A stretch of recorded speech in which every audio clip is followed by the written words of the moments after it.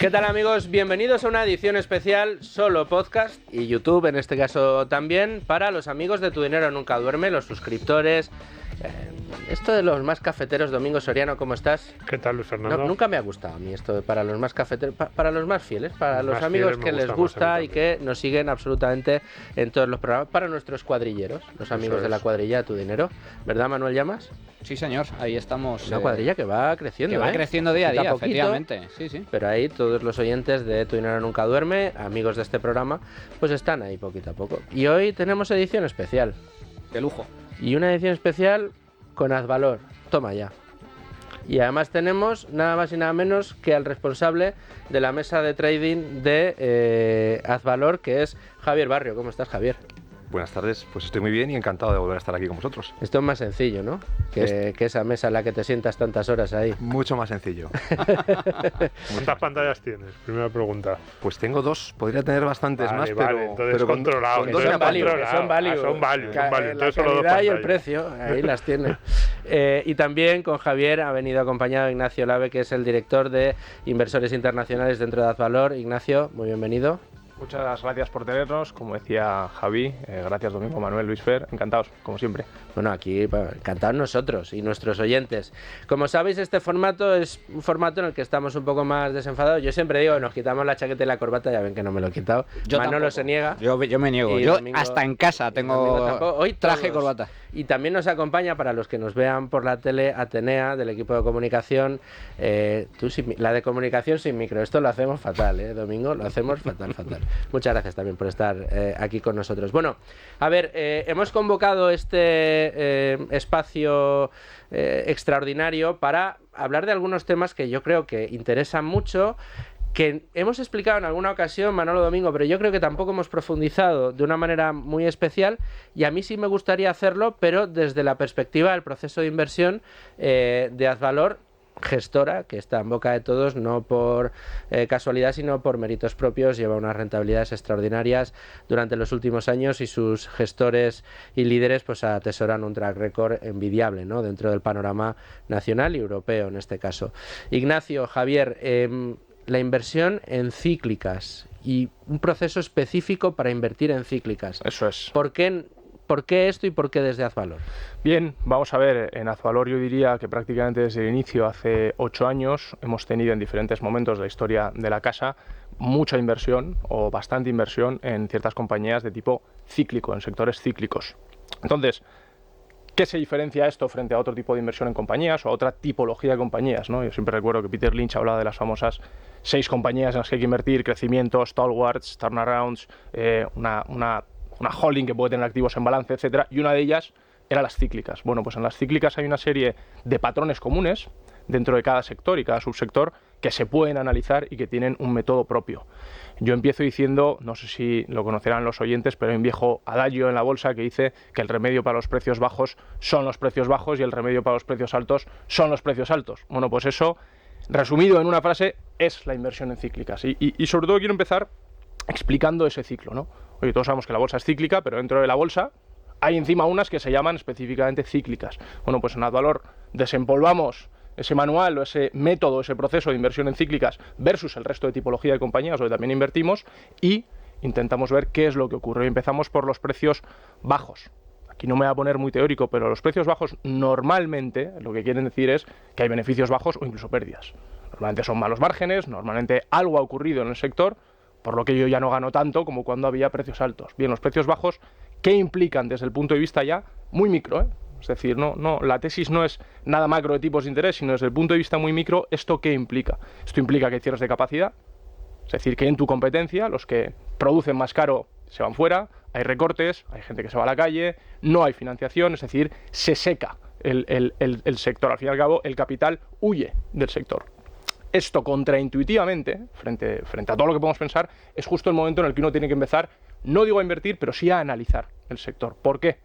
Porque al fin y al cabo las 4 empresas o las pocas empresas que se quedan en un ciclo, en un sector cíclico cuando vienen las vacas flacas, lo que hacen con el capital no es reinvertir y abrir nuevos negocios o abrir nuevas plantas o abrir nuevos pozos de petróleo o incluso nuevas minas de cobre, etcétera, etcétera. Podríamos poner muchos ejemplos. ¿Qué es lo que hacen normalmente? Pues pagan deuda si la tienen, si no acumulan caja, si no reparten dividendo o si no recompran acciones a precios bajos. Y esta parte del ciclo es justo la que más te interesa desde el punto de vista de la asignación de capital, es decir, que a ti se te está cuidando como accionista y es justo la parte del ciclo en el que, de nuevo, contraintuitivamente tienes que empezar a analizar el ciclo. Después de esto que viene, y lo resumo un poco rápido, bueno, pues después de estos cierres de capacidad, si tienes una oferta que está cayendo y que puede caer durante años, estamos hablando, por ejemplo, del último precio máximo histórico del cobre fue en 2011, fueron $10.000 la tonelada. Se ha vuelto a tocar en el 2021, 10 años más tarde. Para el petróleo estamos hablando de $140 por barril en el año 2008, si no recuerdo mal, y se ha vuelto a tocar los $120 por barril en el año 2022, es decir, 14 años más tarde. Estamos hablando de un ciclo muy, muy largo donde ocurren muchas cosas. Bueno, cuando la oferta cae y la demanda sigue más o menos estable, creciendo un 1, un 1,5, un 2, es decir, aquí no hay grandes excesos en términos de aumento de demanda, lo que ocurre siempre con el precio es que acaba subiendo. Tienes una oferta que cae, una demanda que es estable, incluso que sube, el precio sube. Y ya cuando el precio sube es cuando, tras unos años, vuelve la fiesta. Es decir, precios elevados, ¿qué quieren decir? Márgenes más elevados, beneficios otra vez en máximos históricos y poco a poco eso atrae al capital. Antes decía que en la parte mala del ciclo el capital huye del sector, en la parte buena del ciclo el capital fluye hacia el sector. Y tú lo que tienes que tener muy claro como inversor es en qué parte del ciclo estás, analizar siempre mucho más la oferta, es decir, qué es lo que está pasando con las compañías, quién cierra producción, quién no cierra producción, qué es lo que hacen los equipos de gestión con el capital que generan desde el punto de vista de la asignación de capital, es decir, si estamos en entorno de, entre comillas, fiesta, o si estamos en un entorno de vacas flacas. Y ahí, ese diagnóstico de en qué parte del ciclo estás es donde puedes empezar a saber si es el momento o no para plantearse esa inversión en una cíclica. Pero esto que estás comentando me parece lo más interesante porque, claro, estamos hablando de sectores cíclicos, estamos hablando de empresas cíclicas, estamos hablando de, en teoría, el peor momento para el negocio de la compañía, el mercado huye, los precios bajan, y sin embargo es cuando vosotros empezáis a fijaros, porque ahí es donde están las oportunidades, y yo me pregunto, vale, pero entonces la clave del asunto, como bien acabas de comentar, es hay que entender bien el ciclo económico, tanto entiendo, no sé si, y aquí es donde me gustaría centrar, ¿es importante saber también el ciclo económico a nivel general o os fijáis explícitamente en el ciclo concreto del sector o del mercado en el que estáis analizando? O sea, ahondando, es bastante más importante específicamente la dinámica de oferta, demanda y reservas y los inventarios, si los inventarios están en máximos históricos o en mínimos históricos, por irme de un extremo a otro, eso es mucho más importante que el ciclo económico en sí. Ojo, el ciclo económico, lógicamente hay que tenerlo en mente. Lógicamente hay que tener en mente si... Y muy probablemente va a haber siempre una correlación muy alta entre las dos, entre el ciclo económico y el ciclo de esa compañía cíclica en concreto. Efectivamente, o sea, no una cosa rara vez viene sin la otra, pero sí que es mucho más importante intentar aislarte de la macro. Oye, si van a subir tipos o van a bajar tipos, o va a subir la inflación o va a bajar la inflación, yo si alguien es capaz de decirme, anticiparlo a 40 años vista, fenomenal, pero no le conozco. Entonces, ¿qué es lo que haces para blindarte? No somos capaces ni de predecirla a 2 años ni a 6 meses. Bueno, lo que puedes hacer son esencialmente dos cosas. Una, partir de la base de que no vas a clavar el momento exacto de precio mínimo del sector ni de la acción, y para esto te blindas como ya en la parte pura y dura de selección de valores. Es decir, en las cíclicas lo que buscas esencialmente son 4 Bs, por así decirlo. No es el famoso bueno, bonito, barato que decimos siempre, sino buenos activos, buen balance, buen equipo de gestión y la cuarta, que es el barato. Pues si tú tienes buenos activos, buen balance y un buen equipo de gestión, pero estás comprando en máximos, es complicado que hagas dinero. Ahora, si estás comprando, no digo en mínimos, pero en la parte baja del ciclo, ahí sí que puedes hacer dinero. Incido en esas 3 características por una cuestión muy clara. ¿Por qué buenos activos? Oye, si tú eres dueño de la mina de Grasberg en Indonesia, como lo era Freeport-McMoRan, que ha sido una de nuestras inversiones pues estos últimos años, ¿no? Es una de las minas de cobre y oro con más reservas del mundo y en la curva de costes de las más baratas del mundo. Si eres dueño de Cigar Lake, como lo es Cameco, que Cigar Lake, que sepáis, está en la cuenca de Saskatchewan, que es un estado en Canadá, que tiene una de las leyes de uranio más elevadas del mundo y a la vez es una de las zonas donde los costes son más bajos del mundo. Quitando Kazajistán con Kazatomprom, que sí que producen un poco más barato, ¿no? Ya te estás yendo a las partes del mercado, es decir, donde tú estás comprando el activo con mucha reserva y el activo muy barato de explotar. ¿Esto qué te da? Esto te da años. Yo sí sé que soy el dueño de una mina con mucho activo, es decir, con muchas reservas, o de un pozo de petróleo y que además soy de los productores más eficientes, es decir, de menor bajo coste, lo que puedo hacer es decir, bueno, aún tiene que quebrar este de mi competencia, este de mi competencia y este otro de mi competencia antes de que yo empiece a sufrir mucho. Si además le metes otra seguridad, que esto es esencial en el proceso de inversión que tenemos en la casa, es decir, pensar siempre en el riesgo en la seguridad antes que en el potencial. Siguiente seguridad, ¿cuál es? Balance, que es lo mismo. Oye, misma compañía con caja neta versus otra compañía que es exactamente igual, pero está apalancada muchísimas veces, pues oye, te vas con la que tiene más caja neta porque sabes que tienes un pulmón financiero. Y por último, y aquí si te quedas con el equipo de gestión, que sea muy capaz. Voy a cargarme la cita de Mark Twain, decía, un minero es una mina, es un agujero oscuro en el suelo con un mentiroso en el fondo. Bien, me cargo a la cita, ¿de acuerdo? Si alguien la tiene en mente, pues mejor, pero sí que te quieres casar con un equipo de gestión que sea muy honesto, que se la juegue contigo y que sea muy capaz desde el punto de vista de asignación de capital, que comentaba antes, y de operación del negocio. Y así te blindas mucho y estás comprando posiblemente los mejores activos en un momento malo de su historia. ¿Y cómo aporta, en este caso, Javier, la mesa de trading desde tu trabajo día a día, desde tu labor, ese monitoreo del precio de las compañías, de los movimientos que está habiendo de capital en las distintas acciones, en estrategias como las que estaba describiendo tu compañero Ignacio, en este caso ese análisis de las cíclicas? ¿Vosotros veis esos movimientos en las dos pantallas que tienes? Esa se ven claramente. A ver, en relación con lo que ha dicho Ignacio, lo que cuenta ha sido muy bonito, lo entendemos todos muy bien, luego es muy difícil de implementar. ¿Por qué?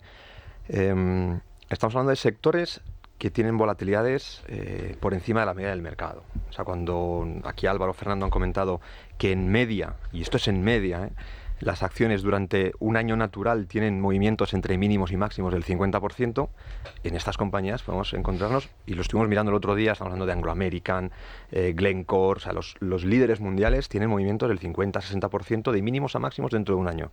En otras compañías más pequeñas cíclicas, los movimientos son incluso mayores.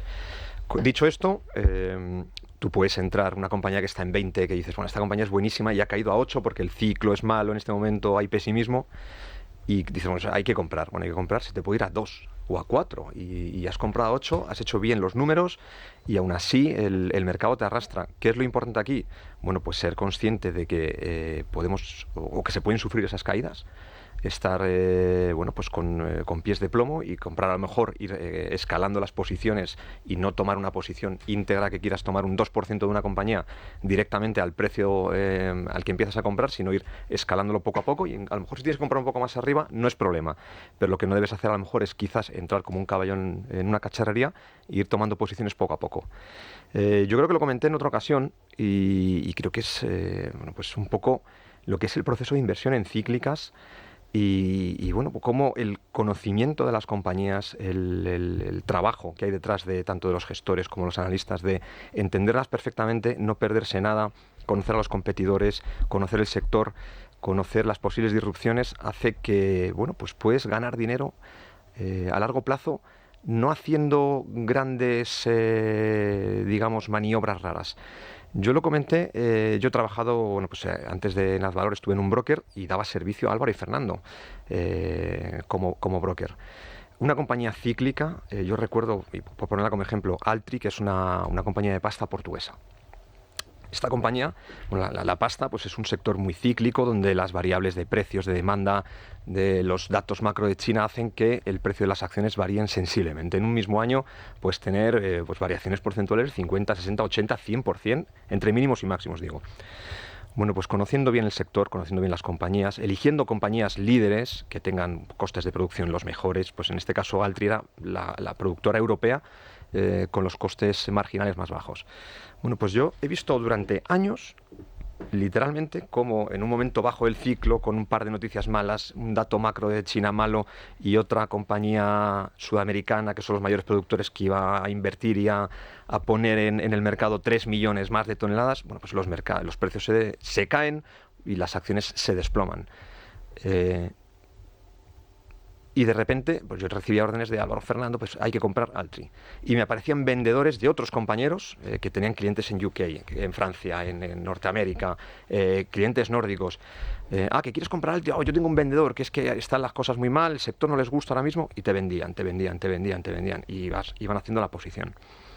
Bueno, 6 meses después, y cuando digo 6 meses, a lo mejor era 4, 6, 8 o un año después, esos mismos vendedores te compraban las acciones un 60, un 80% más arriba. Esto lo he visto yo, tanto en Altri, en Acerinox y en otras compañías cíclicas durante muchos años, cuando yo he sido broker y he trabajado desde este lado.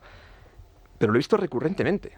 O sea, y eso es que el cortoplacismo yo creo que a veces mata muchos procesos de gestión, y que teniendo los pies en el suelo, conociendo bien las compañías y sabiendo que al precio al que estás comprando es una oportunidad a medio y largo plazo, y a veces no tan a largo plazo, se pueden hacer muy bien las cosas y se puede ganar mucho dinero.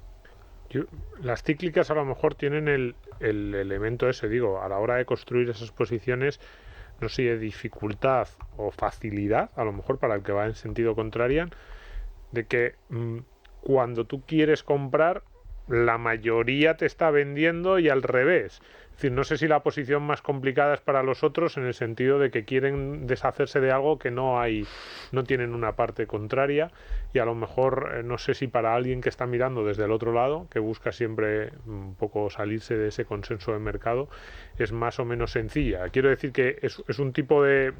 Desde fuera nos llama, o la idea que yo podría tener es que es un sector en el que hay aglomeraciones, entre comillas, o vendedoras o compradoras. No sé si es así o... Es así, es un poco lo que comentaba ahora mismo, ¿no? Cuando de repente las cosas pintan mal, pero pintan mal en el corto plazo, porque ha salido un dato macro de China peor de lo esperado, y la demanda de pasta de que va a proceder de China o va a ser menor de lo que se espera, y caen los precios. De repente hay gente que tiene tácticas de gestión a lo mejor de más corto plazo, considera que es un riesgo tener las acciones en ese momento, y a veces ves un poco, no de pánico, pero sí que de presión vendedora. Y también lo que hay que hacer desde un lado de la parte del trading es no comprar a cualquier precio, ¿no? Si ves que de repente hay mucha presión, pues a lo mejor hay que tomárselo con calma, ir poquito a poco, comunicarle esta información al gestor y de, oye, hay 4 vendedores. Entonces el gestor ya hace números y dice, no, pues vamos a escalar las compras, y la siguiente compra es un 3% más abajo y la siguiente otro 3% más abajo. O sea, eso es un poco de feedback que tú tienes que también aportar desde la mesa a los gestores, para que conozcan un poco, porque al final nosotros somos los ojos al mercado. Ellos tienen que percibir o recibir de nosotros ese feedback y saber si pues es mejor quizá esperar un poquito más, escalar las posiciones, o en otras ocasiones, pues si ven que no es así, pues a lo mejor se pueden tomar posiciones más fuertes o más rápidas. Pero como digo, es un poco la parte que podemos aportar nosotros desde la mesa, el aportar ese sentimiento, el cómo está el mercado y si hay mucha demanda o mucha oferta. Esto es muy interesante lo que estáis explicando, porque claro, la volatilidad, nosotros siempre insistimos en que volatilidad no es igual a riesgo, ni mucho menos. Al revés, la volatilidad en este caso es una oportunidad para aprovecharse de los vaivenes del mercado, y de esta forma, digamos que encontrar un plus de rentabilidad si tu tesis de inversión es la correcta. Pero en el caso concreto de las cíclicas, a mí me gustaría entrar un poco en el horizonte temporal. Porque claro, ¿hasta qué punto? Javier nos estaba comentando el tema de que las cíclicas se caracterizan también por ser algo más volátiles que otras compañías, lo cual los vaivenes son más intensos, son más frecuentes quizás, pero esto relacionado con el ciclo, claro, si tú entras en un sector especialmente castigado por el momento del ciclo en el que estás, que está experimentando en ese justo momento, el mercado a lo mejor también tarda mucho más en reconocer que las cosas están yendo a mejor. Por lo tanto, aquí se cumple una de las frases, una de las lecciones que nos ha dejado en alguna ocasión Álvaro Guzmán, de que, de repente el mercado te da la razón de golpe, pero a lo mejor 4 o 5 años después, y es difícil saber cuándo, ¿no? Esto ocurre bastante en las cíclicas, ¿no? Que al fin y al cabo se mueven mucho por narrativas, y comentaba Javier, muchas veces por datos de demanda. Yo no sé a qué gestor le oí esto, pero decía, en las cíclicas el qué lo determina la demanda Perdón, el cuándo lo determina la demanda, es decir, cualquier noticia de demanda hace que el precio suba o el precio baje relativamente rápido, el qué va a ocurrir con el sector, te lo determina la oferta. Ahí es siempre la oferta. Y cito aquí ya a Buffett, bueno, el mercado de capitales es un sistema mediante el cual se trasvasa dinero del impaciente al paciente. ¿Esto en las cíclicas puede requerir incluso un poco más de paciencia? Puede ser, pero el mercado de capitales no deja de ser eso. Y no deja de ser un sistema mediante el cual, si uno tiene la suficiente paciencia, puede invertir primero en bolsa, punto, y luego específicamente en cíclicas. Yo recuerdo, vamos a ver, la inversión en Cameco, de la que hemos hablado muchas veces, antes la mencionaba, ¿no? Productor de uranio, minera de uranio de las líderes del mundo, jurisdicción en Canadá. En su día empezamos a comprar, y corrígeme si me equivoco, Javier, pero en el entorno de 11, creo pensar, más o menos 10-11. Sí. En algún momento llegó a caer a 6. En el peor momento de la pandemia, con la economía cerrada y una negatividad en el mercado, yo creo que salvaje. Bueno, pues Cameco, desde ese 6, en los siguientes 3 años, no sé si está en el momento actual, creo que en 40 y algo. Bien, nosotros, lógicamente, en el camino ya le hemos vendido. Oye, llega un momento en el que llega a tu precio objetivo la compañía y lo último que quieres es quedarte con una compañía para ese momento de fiesta de las cíclicas, ¿no? Es decir, ahí tienes que, de nuevo, pensar siempre en los riesgos antes que en el potencial. ¿Qué ha ocurrido en estos 3 años? La pandemia, los confinamientos, la vuelta a la inflación, de acuerdo, todo cuestiones macros. Si nos fijamos, son todo cuestiones macros que lo que te hacen es cambiarte un poco la narrativa, cambiarte los titulares y que los suficientes compradores generalistas se den cuenta de que esto igual tiene sentido.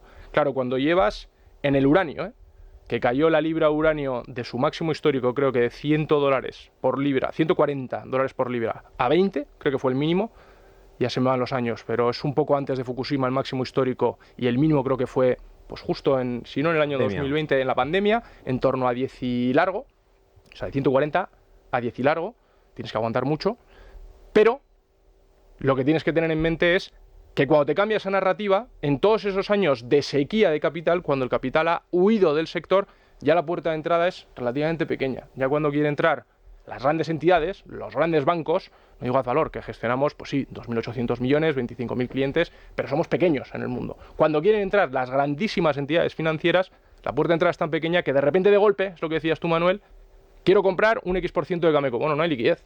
Entonces o subes el precio o yo no te la suelto. Si no te la suelta el otro señor, que también es inversor de Cameco, que también ha hecho los deberes. Y el otro señor, que igual es una persona del equipo de gestión de Cameco, que también es que ha hecho los deberes. Es decir, en esas puertas pequeñas de entrada, lo que se trasladan desde el punto de vista de liquidez es que si alguien quiere comprar, pues o el precio sube o no hay manera de comprar.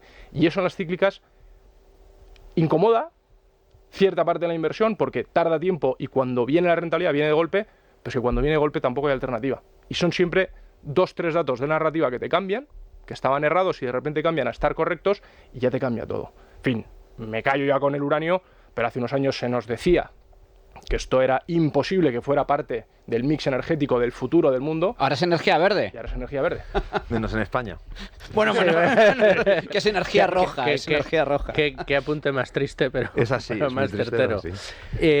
Dentro de esta estrategia, a mí una de las cosas que siempre me ha gustado mucho de cómo planteáis vosotros el proceso de inversión es la óptica de la oferta. Lo has mencionado un millón de veces, Ignacio. Totalmente. Es increíble cómo la narrativa de mercado día a día, semana a semana, yo personalmente que en esta casa, en Es Radio, pues me encargo de ver pues cómo van los mercados a primera hora de la mañana, siempre con Federico. La obsesión es la demanda, es en qué sector va a estar la demanda, hacia dónde está yendo la demanda, qué es lo que quieren los consumidores, qué es lo que quiere la industria en cada momento, pero se olvida de la oferta. Y al final la clave para el éxito que habéis cosechado muy recientemente, bueno, vosotros y otros players value del mercado, la clave de Bóveda ha estado siempre en fijarse en la oferta y no en la demanda en este caso. Bueno, es que en la demanda o eres capaz de anticiparla, lo cual de nuevo volvemos a quién es el señor más listo del mundo que me va a saber decir cuál va a ser el aumento de demanda de energía en los siguientes años exactamente, porque el mercado lo que hace es descontar un cierto crecimiento, una cierta caída de demanda, pero tú para hacer dinero anticipando eso tienes que saber exactamente en cuánto. Y nosotros partimos de la base de que el mundo desde la revolución industrial, para que crezca un 1% el PIB del mundo, tiene que crecer un 1% la demanda. Más o menos. En los últimos años en Occidente hemos conseguido ser un poco más eficientes desde el punto de vista de nuestra demanda energética, pero el resto del mundo y sobre todo los emergentes de Asia, que son pues 3.000 algo más de 3.500 millones de personas que están empezando a aumentar consistentemente su demanda de energía, pues ellos al fin y al cabo están consumiendo muchísimo más de lo que nosotros conseguimos dejar de margen mediante esa mejora de eficiencia. Tienes dos opciones: o anticipo la demanda, y entonces fenomenal, para nosotros es imposible, eso es cosa para el mago, o hacer el trabajo arduo, pesado y muchas veces posiblemente no muy gourmet, de irte compañía por compañía, ver qué es lo que están haciendo con el capital que generan, ver si algunas están quebrando, ver cuál es la estructura de la deuda de toda la oferta para saber cuándo la gente va a empezar a quebrar o tener que refinanciar o entrar en concurso de acreedores. Claro, todo eso ya, primero, no sale en un titular, porque no puede salir, y segundo, es mucho más pesado. No, bueno, y riesgoso. Oye, que al final dicen, no, fíjate este sector, cuando lo del uranio, ¿no? O sea, nadie confiaba en la energía nuclear. Era la gran apestada. En todos los países del mundo se estaban planteando planes para ir cerrando centrales nucleares. El uranio, evidentemente, pues el proscrito de todos. Y empiezan a caer empresas dentro del sector, empiezan a caer players, y solo las más fuertes aguantan. Claro, ahí también hay que tener un poco de audacia, aparte de hacerte los números y decir, fíjate que yo creo que la energía nuclear todavía tiene, o sea, que esto no se ha terminado, que esto no es, si yo ahora invierto en energía nuclear, no es que, como me dijeron a mí el otro día, como el que invirtió en cintas de cassette cuando salió el CD-ROM, ¿no? No es que esto se ha acabado ya, hay que tener audacia. La audacia, y perdona Luis Fer, te la dan los datos, ¿eh? Aquí el número de centrales nucleares que se comisionaban al año versus el número de centrales nucleares que se creaban al año era un delta positivo. Es decir, había un cierto aumento de la demanda. Bien, no era una salvajada ni nada por el estilo, pero había un aumento. Seguía moviéndose el mundo gracias al importante uranio. Esto es muy importante, el análisis de los datos, porque efectivamente es así, vosotros os fijabais en los datos, pero el relato que salió antes en la conversación, el relato era lo que mandaba y lo que movía los mercados. Y al mismo tiempo que nosotros tratábamos aquí con algunos de vosotros, con algunos gestores, el tema de la tesis sobre la energía nuclear, el tema del petróleo, del futuro, etc., el resto del mundo hablaba de que se acababa la energía nuclear y que se acababa el petróleo. Bueno, ahí está la diferencia entre la narrativa y la realidad. La narrativa puede ser una, ojo, no siempre, ¿eh? Y cuando las cosas caen, caen por algo. Bien, esto no va de coger cada cíclica que cae y empezar a comprar el buen activo. Entonces, no haría falta pensar mucho, bien, pero sí que se trata de, oye, momento en el que en una cíclica empieza a haber problemas, me intereso, decía antes, contraintuitivamente es el momento no en el que hay que invertir en una cíclica, sino el momento en el que hay que empezar a analizar las cosas. Y en una cíclica puede desaparecer. Y yo siempre lo digo, ha hecho más para salvar a las ballenas el petróleo que Greenpeace. También ha hecho más para echar del mercado a los señores que se llegaban a cazar ballenas y focas el petróleo que Greenpeace. Bueno, a estos señores les disruptearon. Llegó otra materia prima, que ya no era el aceite de ballenas, me estoy remontando a, bueno, hace bastante tiempo, ¿no? Pero llegó otro señor, su día Rockefeller, y descubrió derivados del petróleo que hacían aceites lubricantes, que era para lo que se usaba el aceite de ballenas.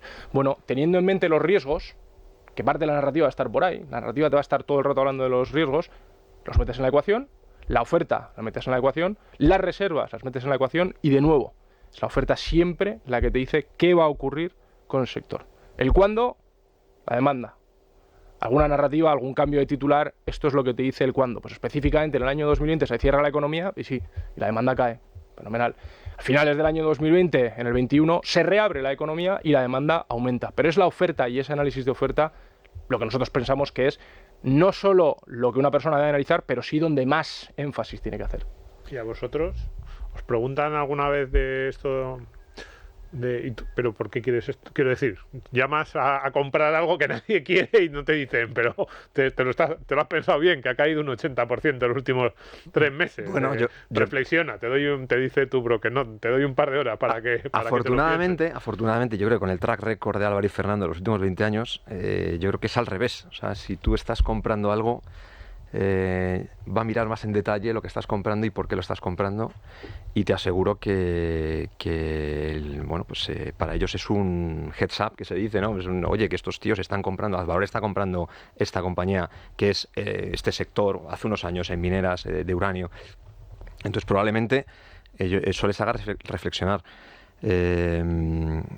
Pero esto, claro, por supuesto, viene de un track record de 20 años de hacer las cosas bien y de obtener unas rentabilidades muy buenas. Y yo casi te devuelvo una pregunta de Domingo, que es, encuentra un activo bueno, con buen equipo de gestión, con buen balance, con un negocio fascinante, es decir, en el que digas, todo me enamora, pero que no tenga un precio en el que en algún momento está barato. Ha tenido que ocurrir algo. O es una crisis mundial, o es una crisis macroeconómica, o es una crisis de su país, geopolítica, es decir, algo ha tenido que ocurrir para que yo pueda comprar un activo bueno, bonito y barato. Y eso se da en todo tipo de activos, ya más allá de las cíclicas. O sea, es imposible que, como dice Howard Marks, no todas las inversiones en buenas compañías son buenas inversiones y no todas las inversiones en malos activos o en malas compañías son malas inversiones. ¿Por qué? Porque la diferencia está, como siempre, en el precio. En el precio. De hecho, comentaba Manuel, la volatilidad en las cíclicas. ¿Qué permite esa volatilidad? Si los gestores de Azvalor y los analistas, digamos que tienen una cartera de 300 compañías analizadas, que la conocen perfectamente, el sector, rivales, posibles disrupciones, esas compañías, ese círculo ya que entran dentro del círculo de compañías invertibles, pueden entrar y salir constantemente dentro de la cartera, o más que entrar y salir, pueden variar sensiblemente su peso dentro de la cartera. Esas mismas cíclicas que tienen variaciones porcentuales durante el año del 60-70%, te dan oportunidades muy interesantes. Entonces, cuando dicen, no, es que Azvalor invierte en cíclicas. Bueno, Azvalor no invierte en cíclicas, Azvalor invierte en compañías que considera que valen bastante más al precio al que cotizan en el mercado. Si esas compañías durante el año tienen esos movimientos, te van a dar al menos un par de oportunidades. Aunque hayas desinvertido, en febrero desinvertimos de tal compañía y pesaba un 4 y bajamos al 0,5. Y de repente, pues en junio, septiembre, te vuelves a encontrar a la compañía al precio prácticamente al que compraste la anterior vez y pues vuelven a tomar posición. Entonces esa volatilidad lo que genera es oportunidades.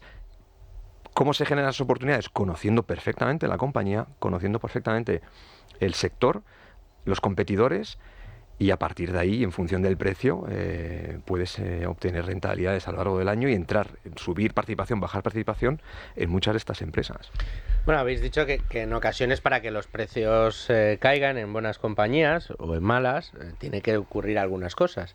Han pasado cosas en los últimos días. Han pasado cosas en los últimos días y vamos a sacarlas a relucir, porque yo no sé tú, Domingo, Manolo, pero o sea, a mí me hubiera gustado estar delante por verlo qué sucede en una mesa de trading cuando de repente una tal Gotham dice que va a soltar el bombazo.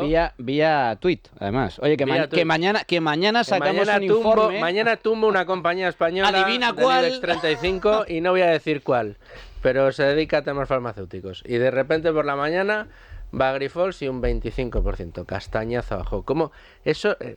¿Las pantallas esas empiezan ahí a vibrar o qué pasa ahí? Bueno, a ver, a mí... Alerta, empiezan llamadas... Ya cuando salió el lunes por la noche el tweet, ya en Twitter, o en X, como se llame ahora, ya se hacían las quinielas, porque Gotham sí que dio una serie de pistas, el tamaño del market cap...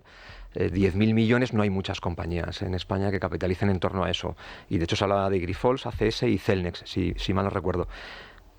El ADR de Grifols, la acción que cotiza en Estados Unidos, en aftermarket, después del cierre del mercado, ya estaba cayendo un 9-10%. O sea, ya había gente que decía, pues puede ser esta. Ya se estaban apostando un poco a que podía ser Grifols. Por la mañana, bueno, ya publicaron, antes de las 8 de la mañana, el informe. Y bueno, vamos a ver, a mí me sorprendió mucho. En primer lugar, el 25% cerró, pero la apertura fue con una caída del más del 40%. Las acciones preferentes llegaron en la apertura, creo que cayeron un 47%. Por supuesto, bueno, pues desde la mesa de trading lo que hay que estar es súper informado, estar pendiente del mercado, ir comunicando a los gestores, oye, esto, de hecho la acción creo que abrió más tarde de las 11 de la mañana porque tuvieron que ir aumentando en la CNMV las bandas de cotización. Sabéis que no puede abrir una compañía cayendo un 50%, tiene que ir la CNMV autorizando y aumentando los porcentajes a los que puede abrir. A partir de ahí tú tienes que disponer de toda la información que hay en mercado, de los brokers, las noticias que salen, comunicársela lo antes posible a los gestores o analistas en este caso, y a partir de ahí ellos, bueno, pues yo creo que es un proceso de lo que comentaba antes, conocimiento perfecto de las compañías, del sector. O sea, ellos no van a operar nunca en una compañía que no tengan analizada y estudiada, sea Grifols o sea la que sea. Si cae un 50%, si no la tienen perfectamente analizada no van a hacer nada. Ellos analizan, miran que realmente esa información pueda ser relevante o pueda significar o pueda suponer que ese 40% bueno, pues tiene sentido o no lo tiene. No es normal lo del otro día, o sea, que decir, movimientos de este tipo del 40% son los menos habituales. Mucho más habituales son los resultados trimestrales, por ejemplo. Ahora estamos en temporada de resultados. Pues tienes muy a menudo caídas del 10-15%, porque una compañía publica unos resultados malos, da un par de noticias malas y el mercado, que es excesivo, desde mi punto de vista muchas veces, y muy cortoplacista, pues le pega un batacazo del 10-15%. Si esa compañía la tenemos en cartera y que la tienen perfectamente analizada, modelo actualizado, y los gestores determinan, viendo un poco los resultados y escuchando la conference call que pueda dar la compañía, que realmente eso que han dicho, bueno, pues puede ser importante, pero tampoco es tan significativo desde un punto de vista del medio largo plazo, es muy probable que a media mañana ya tengamos órdenes de compra. Por lo mismo, si esa acción sube un 10-15% y ellos determinan que, bueno, pues son buenos resultados, pero que, bueno, la acción ya los había descontado y que a lo mejor es excesivo, pues lo mismo, probablemente a media mañana ya tenemos órdenes de venta. Lo que hay que es proporcionar desde la mesa es la información, toda la información que podamos, que los analistas tengan todos los datos y que, bueno, ellos con los gestores determinen la valoración de esa información y si eso puede tener un impacto relevante en su valoración de la compañía. Bueno, pues ya ven ustedes por qué traemos aquí a gente como Ignacio o como Javier, porque nos explican cosas no muy fáciles de comprender, como son las empresas cíclicas, y porque además vemos el reflejo de su trabajo en, bueno, pues en una mesa de trading que no debe ser un trabajo, no es muy zen, ¿no? Pues tengo que decir que... O sea, tú no eres de los que salían en las películas, ¿no? Subido a la mesa con un zapato en la mano y un teléfono en la otra y estas cosas ya... Eso ya no se... Eso ya no se lleva, eso no se lleva. Pero vamos, tengo que decir que eso, vamos, lo de las películas no... Ni aquí ni en ningún sitio. Es ciencia ficción. Es un poco ciencia ficción. Pero en el caso de Advalor es más bien todo lo contrario, ¿no? Porque al final yo creo que jugamos un poco con esa volatilidad del mercado y esa impaciencia del mercado. Y al final tú estás un poco, pues prácticamente viéndolas venir y desde detrás de la barrera. Y en muchas ocasiones, bueno, pues es un trabajo, eso sí, es un trabajo muy concienzudo de hacer muchas cosas, de no perderte nada y, por supuesto, de no equivocarte, porque eso es lo fundamental, pero no es un trabajo estresante desde mi punto de vista. Yo creo que eso es lo peor que puedes hacer, de hecho, estresarte en una mesa de trading, de negociación, porque al final eso probablemente lleve a errores y ahí sí que entonces me subiría encima de la mesa. Bueno, pero ahí no sucede. Javier, muchísimas gracias de verdad por estar con nosotros. Ignacio, también muchas gracias a ti, gracias a la casa Advalor por querer acompañarnos en esta edición especial, solo podcast de Tu Dinero Nunca Duerme. Tenía gracias a ti también por estar con nosotros. Manolo Domingo, vaya programazo, nos hemos pegado. Lección magistral sobre... Me encantan estos programas solo podcast de bajar y entrar en detalle. Tocar lo que es el mercado de esta manera. Lección magistral sobre análisis de empresas y sectores cíclicos y lección magistral sobre cómo se opera en la realidad en una mesa de trading. Bueno, pues ahí lo llevan. Yo no puedo añadir mucho más. Así que, Javier, gracias. Ignacio, gracias. Gracias a todos. Muchas gracias a vosotros. Y hasta la próxima edición especial que hagamos aquí Solo Podcast, que será muy pronto. Así que, pásenlo bien, amigos.